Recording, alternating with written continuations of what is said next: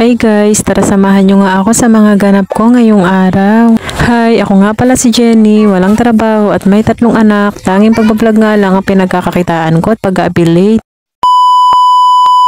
At dahil nga gabi na nga nito, kaya heto, nagsaing na nga lang muna ako. Nang makapagsaing na nga ako, heto nga't pinunasan ko nga muna itong lamesa para hindi nga gaanong makalat pag nagluto nga ako. At heto nga, kaya nga kulay white ang binili ko linoleum para nga malinis nga siyang tignan at hindi nga madumi. Napakadami pa nga naming bahaw, kaya heto't 2 gatang nga lang yung sinaing ko at ito nga aking bunso'y humihingi nga ng tubig. Maalam na nga siya dito na magpindot ng tubig, kaso nga laang kapag hindi mo nga natignan naglalaw ko nga siya at naglalandi. Ubot sipon nga itong bata na to at pabalik-balik din nga yung lagnat niya. Ito nga pala may binigay nga pala ang asawa ng kuya ko, kaya heto't lalagyan ko na lang muna nga ng asin at may natira nga akong breading dito at ilalagay ko na nga rin. Huwag nyo na nga pansinin, ito nga may puti-puti sa kawali, malinis naman nga yan. Heto nga't maglalagay na nga ako ng mantika dito at piprituhin ko na nga din dahil nga gabi na nga sa mga oras na to. At may binigay din nga ang mama ko dito din na 2 pirasong hipon. Yun nga may ulam na din namin at bumili nga dito sa bayan ng 50 pesos nga na baboy. Heto nga ang luto na nga lang ang binili namin dahil nga akala nga namin wala nga magbibigay ng ulam, kaya heto't pagkakasyahin na nga sana namin ito.